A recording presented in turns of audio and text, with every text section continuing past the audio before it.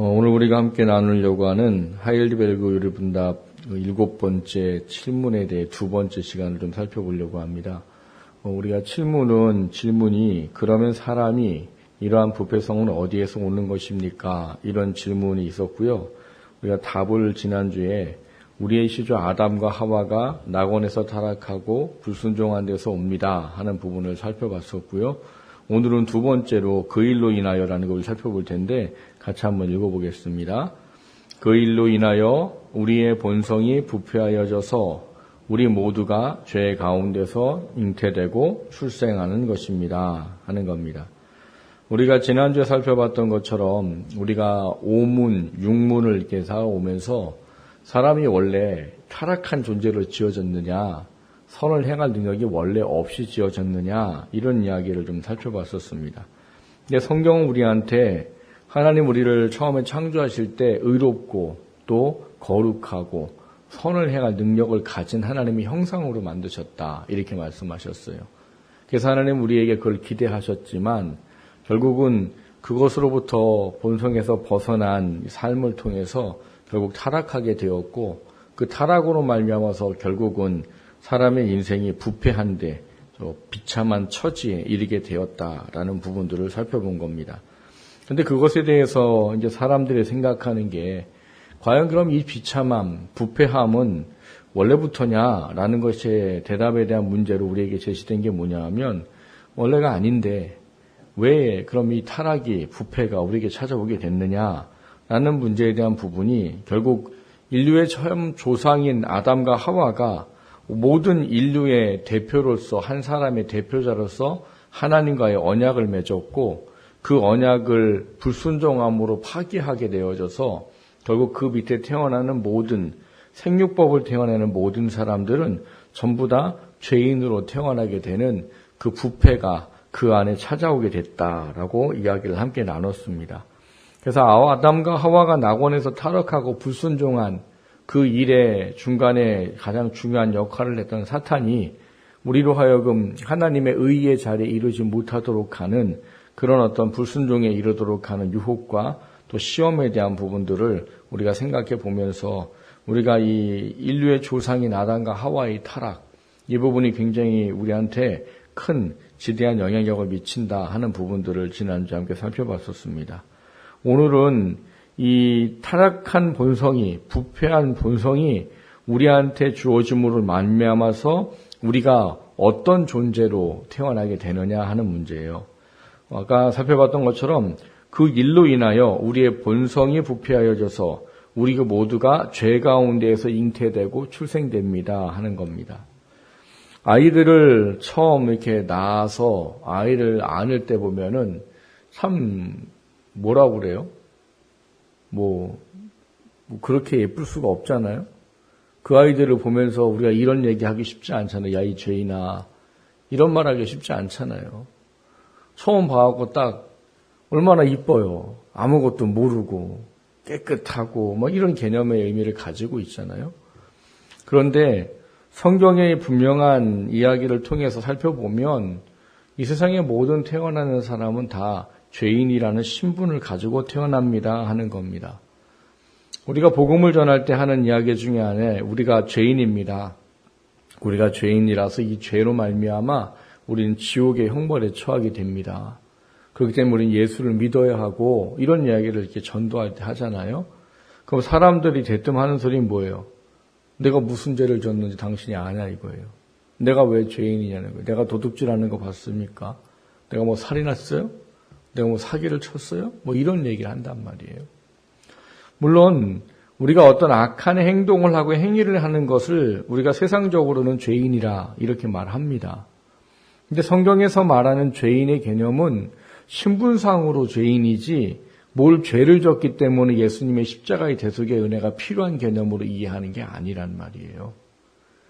그래서 이 세상의 모든 사람들은 다 그래서 뭐예요?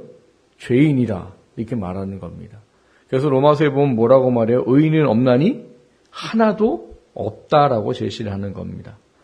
그러니까 이 세상의 모든 사람들 왜 그 사람들이 착하게 살고 나쁘게 살고 이런 걸 다 떠나서 왜 죄인이라고 말하느냐? 오늘 2번째의 그 대답에 나와 있는 것처럼 아담과 하와가 본성이 부패해서 타락하고 모두가 그 죄 가운데에서 잉태되고 출생하기 때문에 죄인의 신분을 타고나는 것이다 라는 거예요.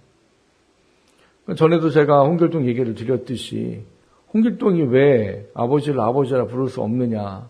아버지는 양반이고 엄마가 노비이기 때문이에요.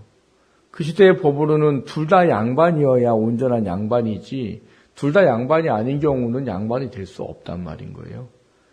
그러니까 이 두 존재가 어떤 존재였는지 그 신분상의 의미가 참 중요한 거예요. 조선의 신분법은 그래서 무서운 겁니다.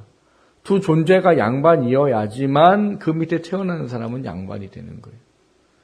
그러니까 그들이 양반이기 때문에 양반이 되는 거예요. 그 사람이 태어나는 사람이 선하고 지혜롭고 능력이 있어서 양반이 아니고 그냥 부모가 양반이란 신분을 갖고 있기 때문에 그 밑에 태어나는 사람은 그가 어떤 사람인지 상관없이 양반이라는 거예요. 그러니까 죄인이 결혼해서 자녀를 낳으면 그 신분이 죄인인 가운데서 잉태됐기 때문에 그 태어나는 모든 자녀를 뭐라고 말하느냐? 죄인이라 이렇게 말한다는 사실인 거예요. 여러분, 이게 우리가 죄인이라는 사실들을 알 수 있는 굉장히 간단한 방법이 있어요. 아무리 이 아이들이 어릴 때 보면은 거짓말할 줄 못할 것 같고 악한 일 못할 거고 참 예쁘고 착한 일만 할 것 같지요. 근데 아이들이 이제 좀 말하기 시작하고 뭔가 좀 이제 행동을 좀 이제 활발하게 하는 시기가 오면 사고를 많이 치지요.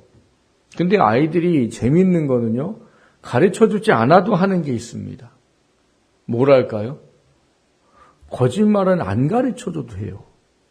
분명히 조금 전에 봤거든요. 지가 하는 거를. 근데 하고 나서 엄마한테 딱 눈치를 보면 뭐라고 그래요? 오빠가 했어요. 그거 그 오빠가 가르쳐 주겠어요? 아니면 아빠가 가르쳐 주겠어요? 얘야, 네가 뭘 잘못했거들랑 혼이 들라려면은 다른 사람한테 그걸 뒤집어 씌워라. 거짓말을 하면 되느니라. 이걸 누가 가르쳐 주나요? 안 가르쳐 줍니다. 근데 왜 그게 가능할까요? 그리고 성경은 거짓에 대해서 이야기하는 게 있어요. 거짓의 아비를 누구라고 말해요? 대답하기 싫으세요? 거짓의 아비가 누구예요? 사단이에요. 사단 마귀. 그러니까 거짓을 아이들이 처음부터 하는 게 죄송한 이야기지만 구원받기 이전에는 다 뭐예요? 그래서 사탄의 자식이라고 말하는 거예요. 사람들이 인정하고 싶지 않아도 우리는 구원을 받기 전에는 누구나 다 거짓의 아비의 지배를 받고 있는 그런 존재라고 성경은 가르칩니다. 문제는 이렇게 죄인의 신분으로 태어났기 때문에 이 신분에 대한 것을 해결할 수 있는 방법이 우리 인간 스스로에게는 없다는 말이라는 거예요. 왜냐하면 이 신분에 대한 건 누가 규정을 하셨어요? 하나님이 규정을 하셨어요. 왜 성경에 보면은요, 헤롯 왕이 이 사람들과의 어떤 여러 가지 그 굉장히 관계 속에 참 힘들어하는 사람 중에 하나입니다. 왜냐하면 헤롯은 이 아내랑 이 왕족인 아내랑 결혼을 해서 분봉 왕이 됐어요. 원래 이 사람은 신분이 나면서 로마인이 아닙니다.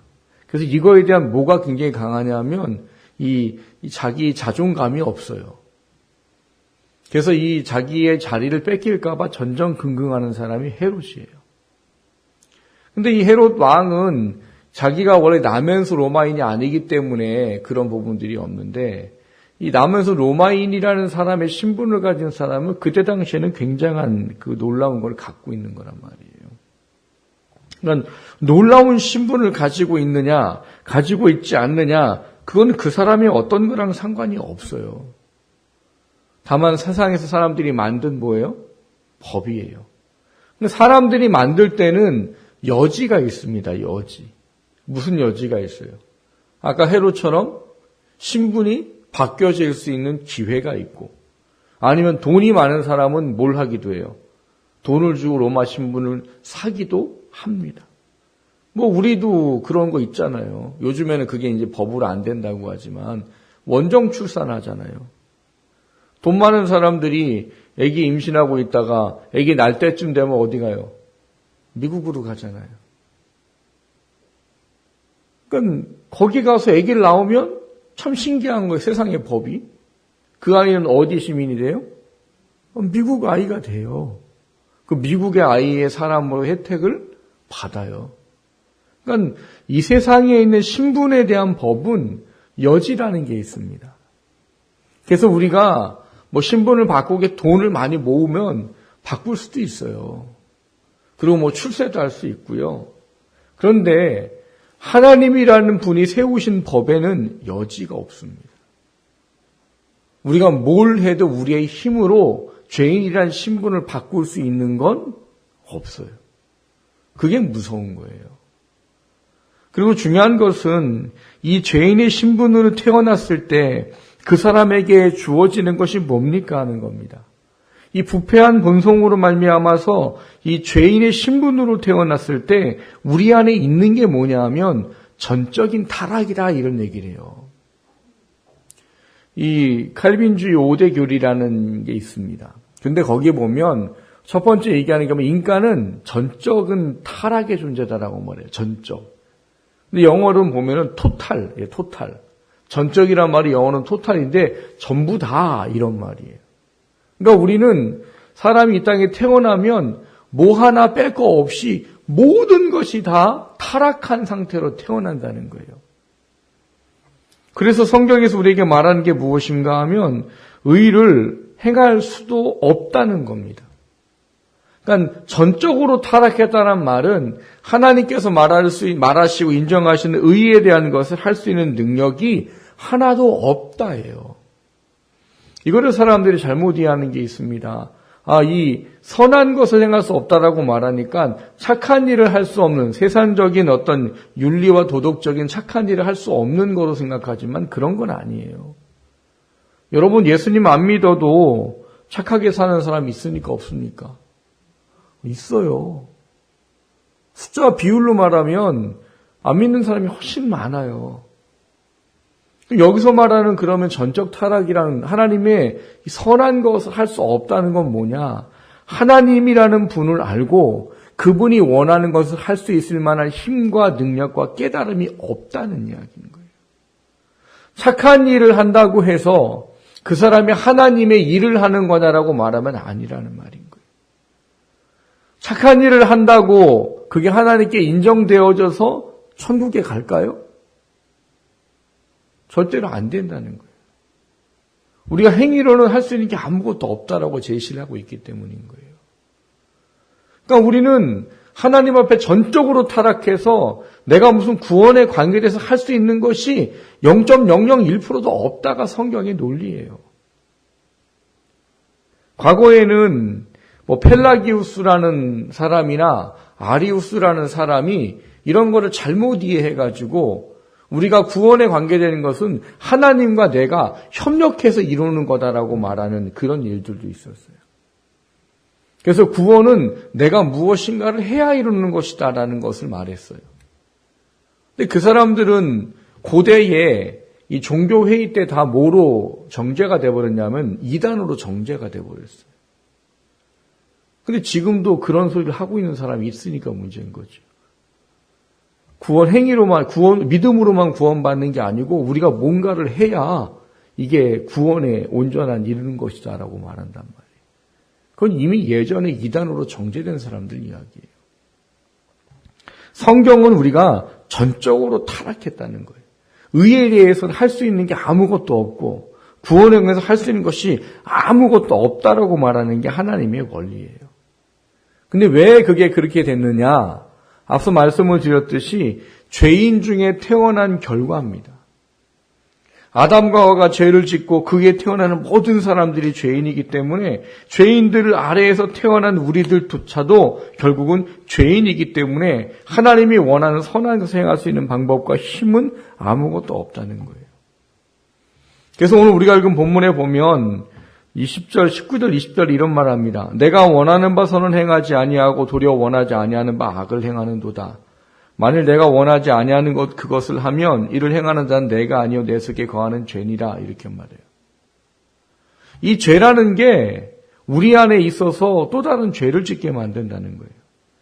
근데 여기는 물론 사도 바울이 구원받은 다음에 쓴 것이라고 대부분 이해를 합니다. 어떤 학자들은 구원받기 이전에 것 쓴 거라고 말하지만 전체적인 맥락을 보면 구원받은 상태에 쓴 거라고 보는 게 맞습니다. 그게 일반적인 해석이고요.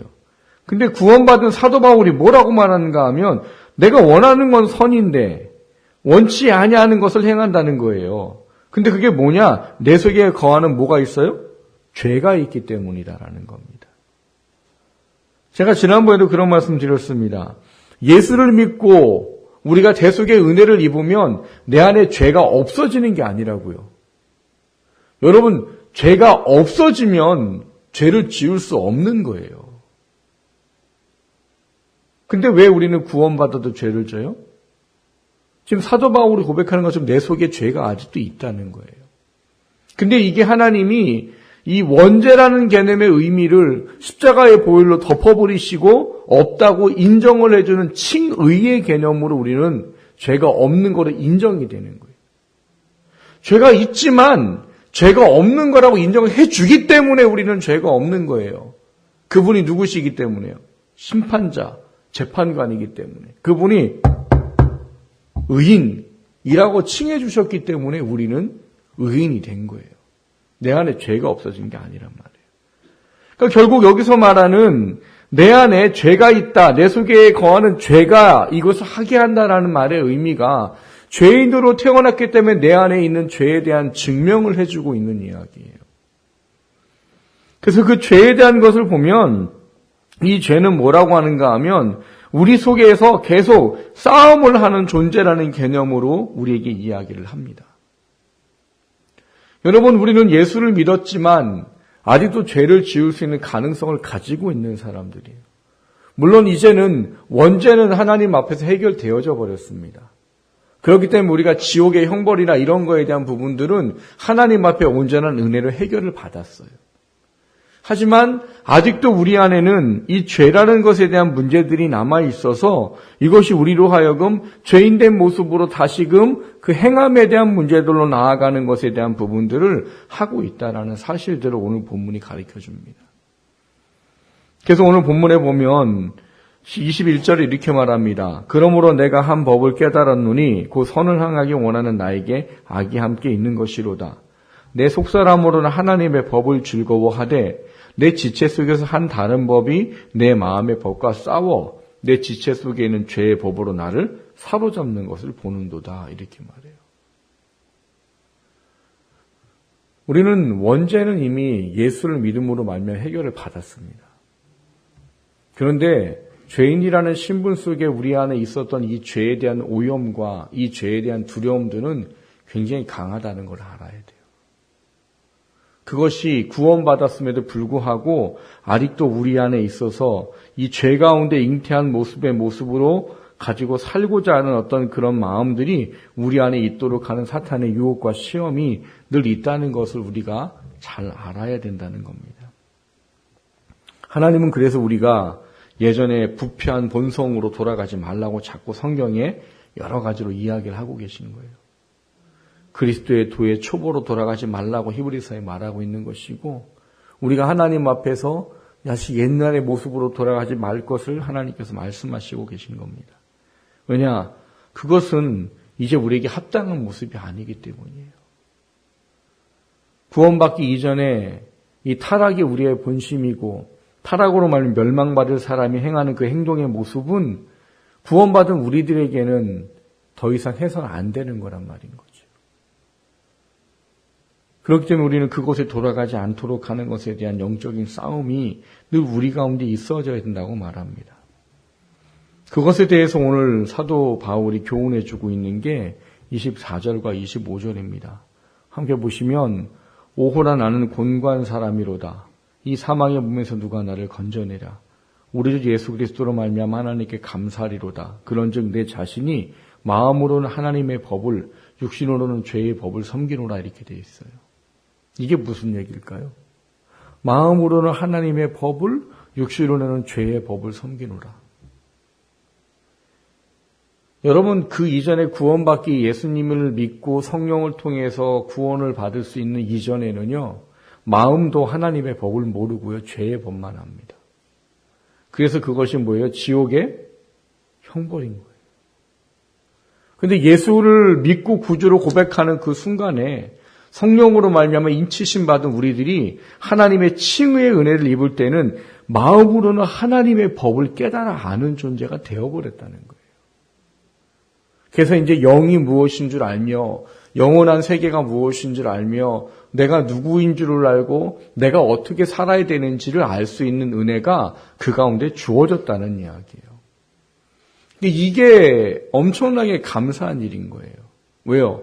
지금 연약해서 곤고한 사람으로 지금 사망의 몸에 처해 있는 것처럼 내가 아직도 연약한 죄 가운데 있는 자신의 모습을 발견할 수는 있지만 그래도 내 마음에는 이미 구원의 은혜가 주어졌기 때문에 비록 지금 못 모르는 죄의 법을 섬긴다 하더라도 나는 이미 구원받아 하나님의 자녀라는 것에 대한 이 죄인으로부터 벗어났다는 것에 대한 증명을 해주고 있는 게 마음으로는 하나님의 법을, 육신으로는 죄의 법을 섬긴다는 이야기예요.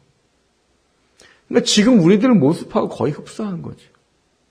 여러분 죄 안 짓습니까? 오늘 하루 종일 죄 안 짓고 사셨어요? 막 웃는 분이 계시네, 뒤에. 오늘 하루 죄 하나도 안 지을 수 있어요. 근데 우리가 한 달 동안 통틀어서 죄 한 번도 안 짓고 살 수 있어요? 1년 통틀어서 죄 한 번도 안 짓고 살 수 있어요? 아마 365일이면 좀 감해서 300일은 죄 짓고 살지도 몰라요. 근데 문제는 뭐예요? 그럴 때마다 행위구원자가 말하는 것처럼 300일을 죄 짓다고 그게 하나님 말씀 순종하지 않으면 그게 어떻게 구원이냐라고 말할 수 있겠냐고요. 절대로 그렇게 말할 수 없다는 거예요. 왜? 내 마음으로는 하나님의 법이 있기 때문에. 이게 뭐예요? 하나님의 인치심이에요. 내가 아무리 죄를 짓고 하나님 앞에 불순종하는 모습이 있어도 내 마음에 이미 하나님이 하나님의 법이 내 안에 들어와 있기 때문에 비록 육신이 연약하여 죄를 질 수는 있지만 내 구원은 조금도 흔들거나 빼앗기지 않는다는 사실인 거예요. 내 안에 누가 계시기 때문에요? 성령님이 계시기 때문에. 그래서 예수님 뭐라고 하셨어요? 보혜사 성령이 오시면 그가 영원토록 너를 떠나지 않을 것이니라라고 말하신 거예요. 그래서 로마서 7장 다음에 로마서 8장이 뭐예요? 성령장이에요. 로마서 8장이 성령장이에요. 7장 때문에 8장이 있어요. 이게 우리한테 얼마나 중요한지를 잘 알아야 됩니다. 우리는 나면서 죄인이기 때문에 이 죄의 신분을 우리 스스로 해결할 수 없어요.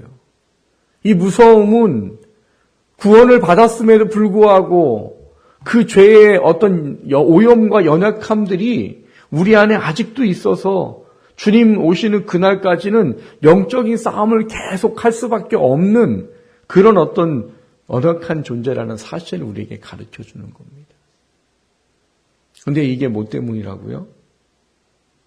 아까 봤던 인류의 조상인 아담과 하와가 죄인 중에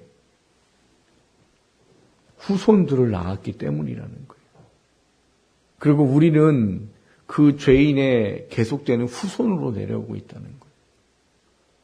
그렇기 때문에 우리는 이 죄에 대한 문제를 스스로 해결할 수 없기 때문에 예수 그리스도의 은혜가 필요하고 성령의 역사하심과 하나님의 인치심이 필요하다는 겁니다. 여러분, 우리가 죄인이라는 것, 죄 가운데 태어났다라는 것, 이 죄 가운데 잉태되고 출생되었다라는 것, 이게 얼마나 무섭고 두려운 일인지를 알아야 돼요. 그래서 여러분이 잘 알고 있듯이 예수님이 우리의 죄를 대속하시기 위해서 반드시 인간으로 오셔야 되는데 생육법을 통해서 요셉과 마리아를 통해서 오지 않으신 이유예요. 왜 예수님이 굳이 꼭 처녀의 몸에 와야 됩니까? 저희도 제가 성탄절쯤에 그런 설교 드렸잖아요. 이 마리아가 수태고지를 받을 때가 빨라야 늦어야 14세에서 15세라는 얘기인 거예요. 그러니까 마리아가 예수님을 낳을 때는 많이 먹어봐야 17세고요. 적게 먹으면 15세일 수도 있다는 얘기인 거예요. 지금 말하면 몇 학년이래요? 중학교 1학년, 2학년, 3학년 요 나이라는 얘기인 거예요. 그때 예수님의 수태고시를 받고 야 너가 아들을 낳을 것인데 이름은 예수라이라. 그가 자기를 저들의 백성에서 구원할 자임이니라. 이런 얘기를 듣고 그리고 예수님을 태어나게 하셨단 말이에요. 그런데 왜 마리아와 요셉을 통해서 태어나지 않게 하셨냐는 거예요. 오늘 여기 있는 이 이야기 때문이에요. 죄인 중에 사람을 잉태하면 뭐가 돼요? 죄인이란 말인 거예요. 예수님은 우리를 죄를 대속하기 위해서 이 땅에 오셔야 되는 분이시기 때문에 죄를 갖고 있으면 우리 죄를 대속할 수가 없으십니다. 전에도 말씀을 드렸지만 왜 구약의 이 제사들이 이 동물을 제사를 할 때 우리의 죄가 속해집니까 하는 문제예요. 짐승은 뭐가 없어요? 죄가 없습니다. 왜요? 죄는 영적인 존재만 짓기 때문이에요. 혼을 가지고 있는 그것만 있는 존재는 하나님이 말하는 죄를 지을 수 없어요. 아까도 말씀을 드렸잖아요. 전적 타락은 하나님이 말하는 선한 것을 할 수 없는 거에 대한 이야기예요. 착한 거, 이런 거, 세상에서 말하는 이런 거를 못하는 게 아니고. 그러니까 짐승은 영이 없기 때문에 하나님이 말하는 죄를 지을 수가 없어요. 그래서 짐승이 대신 죽어주면 뭐가 사해지는 거로 인정이 되는 거예요? 죄가 사해지는 거로. 그리고 이 짐승 자체에 대한 문제는 또 아니라고 말씀을 드렸어요. 앞으로 오실 예수님이 죄 없는 그분이 우리를 대속해서 죽으실 것에 대한 예표로서 이걸 허락해 주신 것이지 다른 의미는 아니었단 말인 거예요. 그러니까 예수님이 이 땅에 우리를 위해서 뭐 하기 오셨대요? 대속의 죽음을 죽기 위해서 오셨대요. 근데 대속의 죽음을 죽으시려면 죄가 없어야 한단 말인 거예요. 그러니까 요셉과 마리아를 통해 태어났다면 죄 가운데 잉태한 거기 때문에 죄인이어서 아무리 예수님이 우리를 위해서 죽었다 하더라도 우리는 구원받을 수가 없단 말인 거예요. 새가족반은 제가 그런 얘기합니다. 예수님이 우리의 죄를 대속해서 죽으시기에 완전한 자격을 갖추신 분이십니다. 이런 얘기를 다룰 때 제가 그렇게 얘기해요. 제가 오늘 여러분들에서 대신 십자가 여러분 죄를 지고 죽을게요.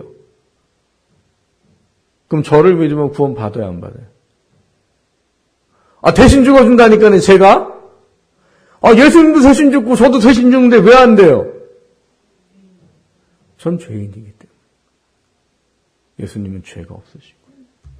그래서 굳이 하나님이 그 귀찮은 일들을 하시는 거예요. 그냥 요셉하고 마리아하고 결혼해서 그냥 태어나서 그냥 하면 되잖아요. 근데 그러면 죄를 사할 수가 없어요. 죄 없는 인간으로 오려면 타락한 죄인 중에 잉태하지 않아야 된다는 거예요.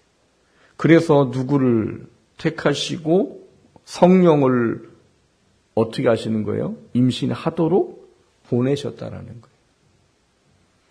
그래서 예수님은 완전한 인간으로 태어났지만 뭐가 없으시다고요? 우리처럼 죄는 없으신 거예요. 그러나 반면에 예수님을 제외한 이 땅에 태어나는 모든 사람들은 어떤 겁니까? 모든 사람들은 다 죄인으로 태어난다는 거예요. 그게 뭐의 두려움이에요? 하나님의 말씀을 어긴 인류의 조상의 타락에 대한 두려움이에요. 거기서 헤어날 사람 아무도 없습니다. 근데 우리에게는 은혜가 있는 거지요. 다음 주에 우리가 살펴볼 팔문이 그 이야기예요. 우리는 도저히 해결할 수 없는 것을 성령께서 해결하시는 은혜입니다. 여러분, 우리는 우리의 힘으로 도저히 구원에 관계된 건 할 수 있는 게 아무것도 없어요. 우리가 뭐 순종한다고 우리의 구원을 이루어요? 두렵고 떨림으로 구원을 이룬다고요? 우리가 뭘 해서 구원을 이룰 거예요? 성경 우리는 죄인으로 태어난 우리들은 하나님 앞에 의로운 것, 선한 것을 할 수가 없어요. 그렇기 때문에 오직 하나님의 은혜가 필요한 겁니다. 어떻게도 해결할 수 없는 우리들을, 신분상으로 죄인이 태어나서 벗어날 수 없는 우리들을 다만 하나님의 그 놀라운 은혜와 예수님의 대속의 십자가와 성령님의 구원에 적용하심이 있기 때문에 우리는 죄사함을 받고 의롭다 칭함을 받게 된 것입니다. 이 은혜가 다시 한번 돌아봐지기를 주님의 이름으로 축원합니다. 그리고 이 죄인으로 태어났는데 이 죄인된 우리를 사해 주신 하나님의 은혜가 오늘도 우리에게 늘 감사가 되어질 수 있는 삶이 되기를 주님의 이름으로 축원합니다.